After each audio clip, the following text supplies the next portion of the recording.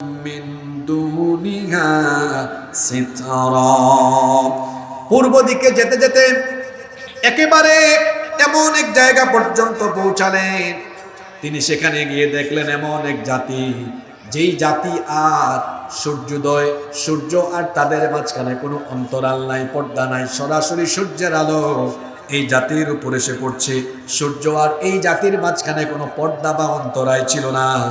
আল্লাহ তাআলা এই কাহিনী বর্ণনা করে বলছেন, কাযালিকা ওয়াকাদ আহাতনা বিমা লাদাইহি খবরা।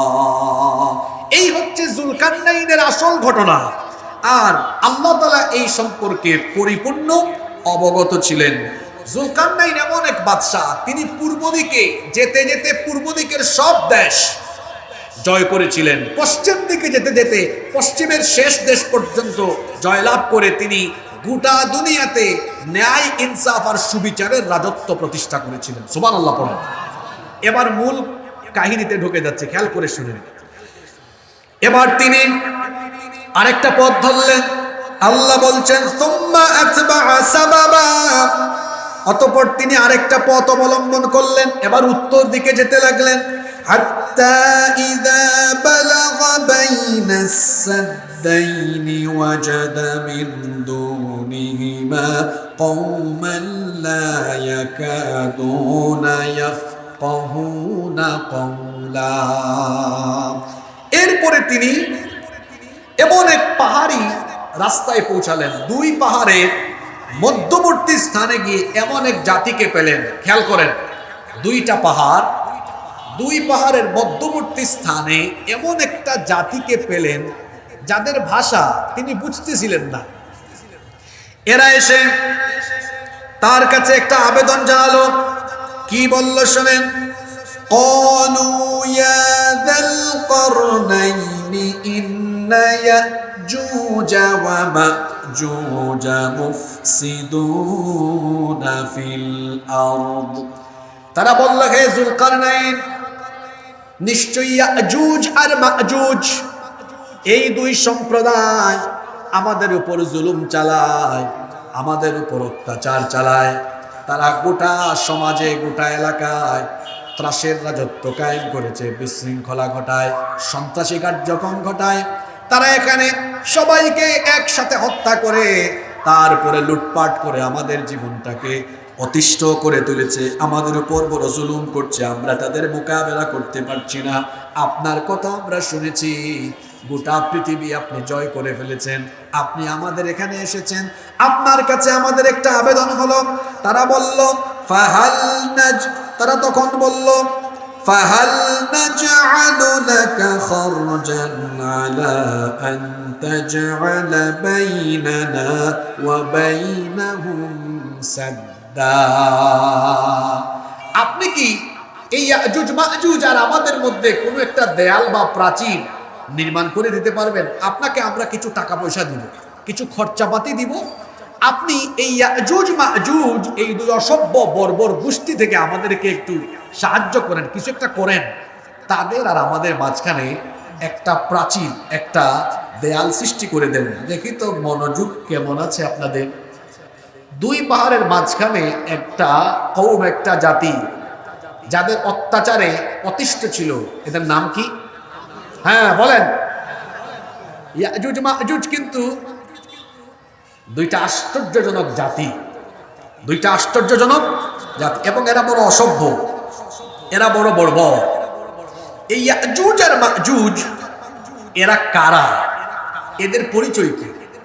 দেখেন, ইয়াজুজ আর মাজুজ এরা হচ্ছে আদম সন্তানদেরই দুইটা বিশাল খারাপ জাতি। সহিহ বুখারীর বিখ্যাত ব্যাখ্যাকার, যিনি ফাথুল বারী লিখেছেন, আল্লামা হাফেজ ইবনে হাজার আসকালানী রাহিমাহুল্লাহ, তিনি বলছেন এরা হচ্ছে নূহ আলাইহিস সালামের ছেলে ইয়াফেস এর পরবর্তী বংশধরদের দুইটা খারাপ গোত্র। এই ইয়াজুজ আর মাজুজের চেহারা বড় ভয়ঙ্কর, আমাদের মতো না, এবং এরা বড় বর্বর, এরা বড় অতিষ্ঠ, লুটপাট, নাহাজানি, খুন খারাপি, এটা তাদের চরিত্র। ইয়াজুজ আর মাজুজের পরিচয় হাদিসেও বড় সুন্দর করে এসেছে। হুযায়ফা রাদিয়াল্লাহু আনহু তিনি একবার নবী করিম সাল্লাল্লাহু আলাইহি ওয়াসাল্লামকে ইয়াজুজ আর মাজুজ সম্পর্কে প্রশ্ন করেছিলেন। তিনি বলেছিলেন, ইয়াজুজ আর মাজুজ এই দুইটা গোষ্ঠী কেমন? আল্লাহর নবী তখন বললেন, ইয়াজুজ হলো একটা জাতি আর মাজুজ হলো আরেকটা জাতি। এদের প্রত্যেকের অধীনে আবার রয়েছে আরো 4000 জাতি। এদের কোনো ব্যক্তি ততদিন পর্যন্ত ইন্তেকাল করে না যতদিন না তার চোখের সামনে তার নিজের ঔরসজাত কমপক্ষে 1000 সন্তান দেখতে না পায়। কথা বুঝতেছেন? এদের কোনো ব্যক্তি ততদিন পর্যন্ত মরে না যতদিন না সে তার চোখের সামনে কমপক্ষে তার ঔরসজাত 1000 সন্তান দেখতে না পায়। এবং এরা প্রত্যেকেই যুদ্ধাস্ত্র ব্যবহারে সক্ষম। হুযায়ফা রাদিয়াল্লাহু আনহু আরো বলেছেন, আমি নবী করিম সাল্লাল্লাহু আলাইহি ওয়াসাল্লামের কাছে আবেদন জানিয়েছি তিনি যেন ইয়াজুজ আর মাজুজ সম্পর্কে আরো বিস্তারিত বলেন। আল্লাহর নবী তখন বললেন, এরা হলো 3 ধরনের। এক দল হলো আরুজের মতো। আরুজ হলো সিরিয়ার একটি বিশাল বৃক্ষের নাম। এর দৈর্ঘ্য হলো লম্বায় 120 হাত।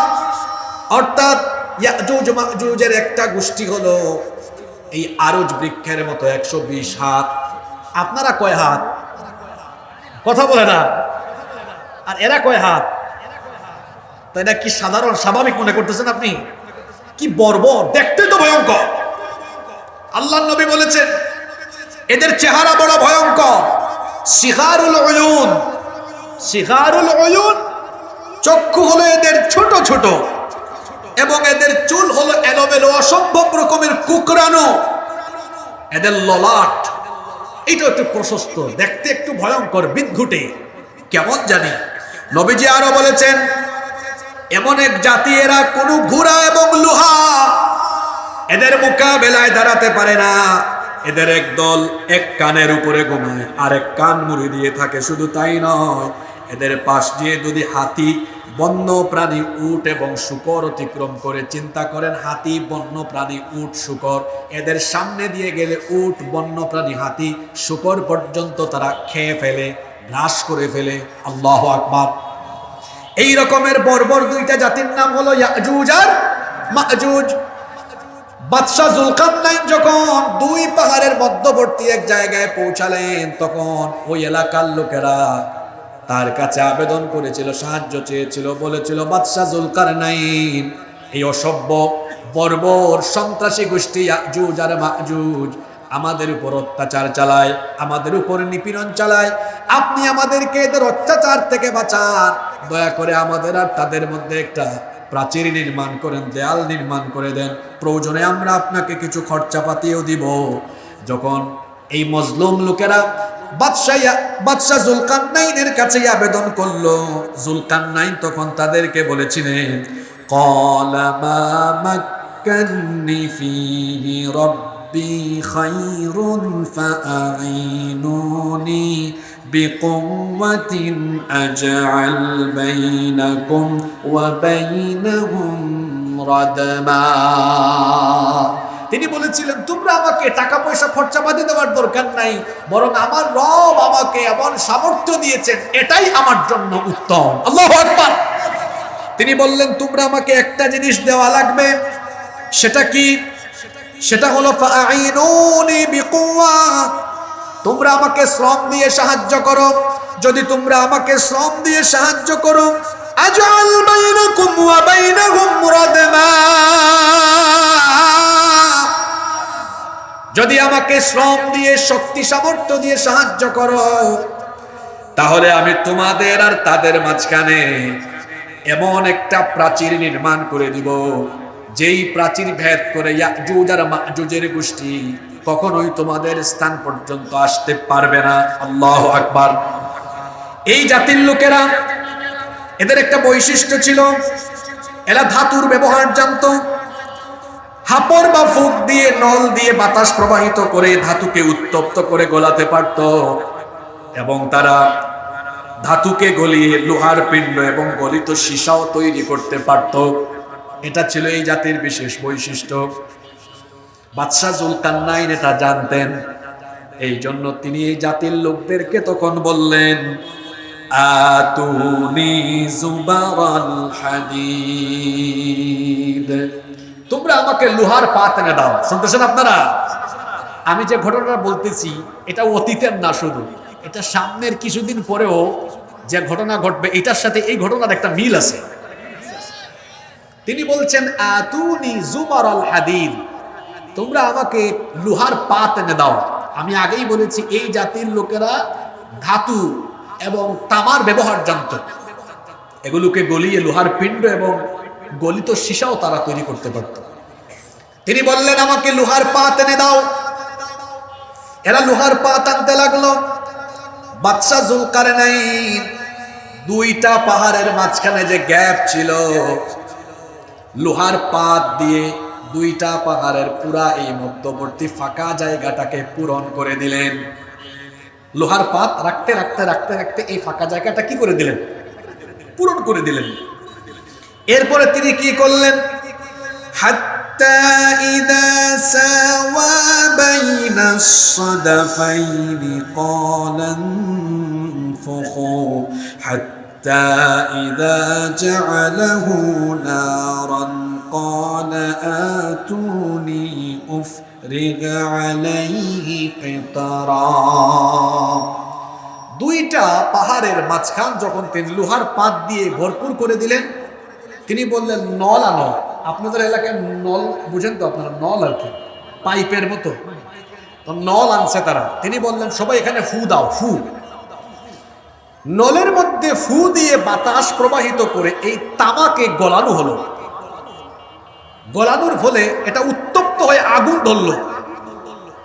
গলানো হলো। এখন তামা গলিয়ে এই তামার পাতগুলোকে একটা শক্তিশালী লোহার প্রাচীরে, এক প্রাচীরে রূপান্তর করা হলো। শক্তিশালী একটা লোহার প্রাচীর হলো। তিনি এবার বললেন, এবার এখানে তামা নিয়ে আসো। এবার এখানে কি নিয়ে আসো? তামা। তামা বুঝেন তো আপনারা? এবার এই লোহার পাত দিয়ে প্রথমে তো ফিল আপ করা হয়েছিল, আগুন দিয়ে এটাকে গলায় এখন শক্তিশালী লোহার দেয়াল করা হলো।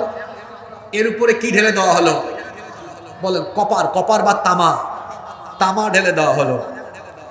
এটা তিনি দেওয়ার পরে বললেন, এই আয়াতগুলো কত বৈজ্ঞানিক, একটু পরে আমি সায়েন্টিফিক ওয়েতেও ব্যাখ্যা করব, খেয়াল করে শুনেন। এই প্রাচীরটা নির্মাণ করে তিনি বললেন, فَمَسْطَاعُوا أَن يَظْهَرُوهُ وَمَا اسْتَطَاعُوا لَهُ نَقَبًا। এটা ভেদ করে উপরে বা নিচের দিক দিয়ে ইয়াজুজ মাজুজ গোষ্ঠী আসা অসম্ভব। আল্লাহ যতদিন না চাইবেন ততদিন পর্যন্ত এটা এই প্রাচীর ভেদ করে এরা আসতে পারবে না। তিনি একটা লোহার প্রাচীর দিয়ে ইয়াজুজ মাজুজকে বন্দী করে দিলেন। কথা শুনতেছেন আমার?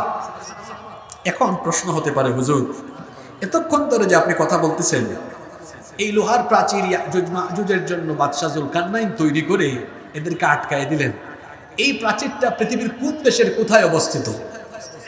এটা নিয়ে হাজার হাজার বছর ধরে গবেষণা চলছে। কেউ কেউ বলেছেন এটা হলো চীনের সেই মহাপ্রাচীর, কিন্তু এই কথা যারা বলেন এটা বিশ্বাসযোগ্য নয়। কারণ চীনের মহাপ্রাচীর তো ইট দিয়ে তৈরি, এটা সীসা দিয়ে নয়। কিন্তু জুলকারনাইনের প্রাচীরে সীসা ব্যবহার করা হয়েছে। সুতরাং যারা বলেন এটা চীনের মহাপ্রাচীর, তাদের এই কথা সঠিক নয়। আবার কেউ কেউ বলেন যে এটি হচ্ছে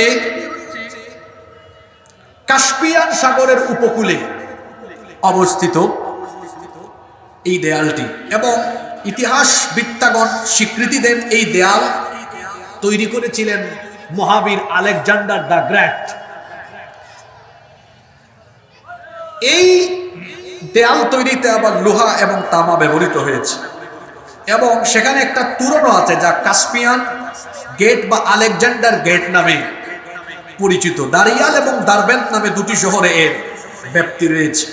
কিন্তু যারা আলেকজান্ডার দি গ্রেট এর বানানো এই দেয়ালকে জুলকারনাইনের দেয়াল বলেন, তারাও এটা ভুল বলেন। আমি মনে করি এই দেয়াল উদ্ভাবন করা এটা পৃথিবীর কারোর জন্য সম্ভব নয়। যদিও রাশিয়ান একদল মুসলিম গবেষক তারা দাবি করেছে তারা এই জায়গাটা পেয়েছে যেটা বরফে আচ্ছাদিত, সেখানে তারা এর সন্ধান পেয়েছে বলে দাবি করে, কিন্তু আমি এটা বিশ্বাস করি না। কেন বিশ্বাস করি না? এর একটা কারণ আছে। দেখেন কুরআন কতটা বিজ্ঞানময়, আপনারা খেয়াল করে শুনেন। জুলকারনাইনের কাহিনী বলতে গিয়ে আল্লাহ চাইলে এতটুকুই বলতে পারতেন যে তিনি ইয়াজুজ আর মাজুজের জন্য একটা দেয়াল তৈরি করেছেন, তারপর সেখানে এদেরকে বন্দী করে দিয়েছেন। আপনারা বলেন তো আল্লাহ চাইলে এতটুকু বলে দিলেই পারতেন না? কিন্তু এভাবে বলেন নাই, বলেছেন কিভাবে কিভাবে এই দেয়ালকে নির্মাণ করা হয়েছে। এর ভেতরে একটা বিজ্ঞান লুকিয়ে আছে। কিছুক্ষণ আগে বলেছি প্রথমে দুই পাহাড়ের মধ্যবর্তী জায়গা লোহার পাত দিয়ে এই স্পেসটা পূরণ করা হয়েছে, তারপর গলিয়ে একটা দেয়াল, তার উপরে কি দেওয়া হয়েছে বলে গেছেন? এই ব্যাখ্যাটা বিস্তারিত কোরআনে কেন দেওয়া হয়েছে জানেন? যাতে আমার আপনার মনের সন্দেহ দূর হয়ে যায়। এটাকে সায়েন্টিফিক ভাবে একটু ব্যাখ্যা করে দেখেন তো। আপনারা সবাই জানেন তামা হলো লোহার চাইতে কম শক্তিশালী। লোহা বেশি শক্তিশালী, তামা কম শক্তিশালী। আপনারা আমাকে একটা কথা বলেন তো, লোহা যতই শক্তিশালী হোক, পানির সংস্পর্শে আসলে লোহার মধ্যে কি ধরে? হ্যাঁ, জং ধরে, মরিচা ধরে। কিন্তু লোহার শক্তি তামার থেকে বেশি। আপনারা এটাও জানেন তামা লোহার চেয়ে কম শক্তিশালী হলেও তামারও একটা ধর্ম আছে। ধর্মটা কি? তামায় কখনো জং ধরে না। জুলকারনাইন লোহার উপর তামা ঢেলে দিয়েছেন। কি চমৎকার! হাজার হাজার বছর আগে তার মাথায় এই সায়েন্টিফিক এই থিওরিটা কিভাবে ঢুকলো আমি জানি না। দেখেন আজকের বিজ্ঞান বলে যখন তামা কোনো পরিবেশের মধ্যে থাকে তখন বাতাসের অক্সিজেনের সাথে কানেক্টেড হয়ে অক্সিডেশন পদ্ধতিতে তামার উপরে একটা গ্রিন প্রোটেক্টিভ লেয়ার তৈরি হয়, সবুজ একটা আবরণ বাংলায় বলি। তামা যখন এরকম খোলামেলা পরিবেশে থাকে তখন বাতাসে যে অক্সিজেন আছে এই অক্সিজেনের সাথে অক্সিডেশন পদ্ধতিতে তামার উপরে একটা সবুজ লেয়ার, সুজা বাংলা সবুজ একটা আবরণ পড়ে যায়। এটা কিসের ধারণা? বিজ্ঞানের ধারণা। তাহলে জুলকারনাইন যে লোহার পাতের উপরে তামা ঢেলে দিয়ে এই দেয়ালকে মজবুত করে দিয়েছেন, তো এটা তো পরিবেশের সাথে হাজার হাজার বছর ধরে থাকতে থাকতে এর উপরে গ্রিন প্রোটেক্টিভ লেয়ার একটা সবুজ আবরণ হয়ে গিয়ে এটা তো প্রকৃতির যে রং সবুজ, সবুজের সাথে মিশে গিয়েছে। এটা আপনি খুঁজে বাইর করবেন কেমনে? এটা কয়েক হাজার বছর হয়ে গিয়েছে। এটাকে আল্লাহ তাআলা এমন ভাবে গোপন রেখেছেন কারণ কিয়ামতের বড় বড় 10টা আলামত আছে। কিয়ামতের 10টা বড় বড় ঘটনা আছে। এই 10টা ঘটনা ঘটার সাথে সাথে কি হবে?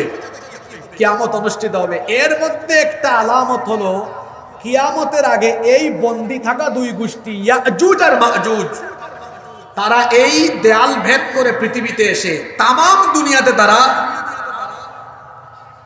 ত্রাস, সন্ত্রাস, লুটপাট, হানাহানি, মারামারি চালাবে। কথা বুঝতে পেরেছেন আমার? তাহলে ইয়াজুজ আর মাজুজ পৃথিবীতে আবার আসবে কি আসবে না? জোরে বলেন, আসবে কি আসবে না? এই জন্য বাদশা জুলকারনাইন এই প্রাচীর বানানোর পরে তিনি বলেছিলেন হাদা রাহমাতুম মির রাব্বি।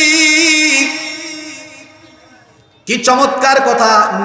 নেতাদের জন্য এটা শিক্ষা আছে। এত বড় বিশাল শক্তিশালী প্রাচীর বানায় তিনি বললেন এখানে আমার কোনো ক্রেডিট নাই, যার রহমতে এটা হয়েছে জোরে বলেন তিনি কে? আর আমরা কিচ্ছু বানাইনি, কি বলি? আমরা করেছি। পদ্মা সেতু আমরা করেছি, এটা আমরা করেছি, ওইটা আমরা করেছি, আমরা করেছি। বাদশা জুলকারনাইন পৃথিবী শাসন করে একটা শক্তিশালী দেয়াল বানানোর পরে বলতেছেন এটা আমি করি নাই, এটা করাইছেন আমাকে দিয়ে। কে? দুইটা কথার মধ্যে পার্থক্য আছে না নাই? আমি করেছি, আমরা করেছি, আরেকটা হলো আল্লাহ করাইছে। দুইটা কথার ভিতরে বিরাট ধরনের ব্যবধান, পার্থক্য আছে না নাই? তিনি এটা নির্মাণ করেন, বললেন এটা আল্লাহর রহমতে হয়েছে। এরপরে আরেকটা কথা বললেন, ফাইদা জাআ ওয়া'দু রাব্বি জা'আলাহু দাক্কা ওয়া কানা ওয়া'দু রাব্বি হাক্কা। তিনি বললেন আমার রবের ওয়াদা মোতাবেক একটা সময় আসবে যখন এই প্রাচীর আবার চূর্ণ বিচূর্ণ হয়ে যাবে, এটা থাকবে না। এই প্রাচীর একদিন ধ্বংস হয়ে যাবে। খেয়াল করেন, আমার দিকে তাকান, প্রায় 1.5 পৃষ্ঠা কিন্তু আমি তেলাওয়াত করেছি, পুরো ঘটনাটা এখানে আছে। যুলকারনাইন ইয়াজুজ আর মাজুজকে আটকে দিয়েছেন একটা কি নির্মাণ করে? জোরে বলেন, কি নির্মাণ করে? যেদিন তিনি বানাইছিলেন ওই দিন থেকে আজ পর্যন্ত, এখন পর্যন্ত প্রতিদিন এই ইয়াজুজ মাজুজ গোষ্ঠী এইটাকে তারা খুঁড়তে থাকে। এই প্রাচীরকে ধ্বংস করে তারা বাইরে বের হয়ে আসতে চেষ্টা করে, কিন্তু সারাদিন সকাল থেকে নিয়ে তারা সন্ধ্যা পর্যন্ত কাজ করে একদম প্রাচীরটা খুঁড়ে খুঁড়ে শেষ পর্যায়ে আসে। অলসতাবশত, এরা আলস্যবশত বলে থাকুক, বাকিটা আগামীকাল করবে। পরের দিন সকালে আইসা দেখে যে কাম করছিল এত কষ্ট করে আবার প্রাচীরটা আগের জায়গায়। কি মুসিবত দেখছেন! এইরকম বানানোর দিন থেকে আজ পর্যন্ত প্রতিদিন এটা তারা করে, সন্ধ্যাবেলা বলে থাক বাকিটা আগামীকাল করব। কিন্তু ইনশাআল্লাহ বলে না, ইনশাআল্লাহ ঈসা আলাইহিস সালাম দুনিয়াতে আসবেন। একজন নবীর এখনো ইন্তেকাল হয় নাই। জোরে বলেন তো সেই নবীর নাম কি?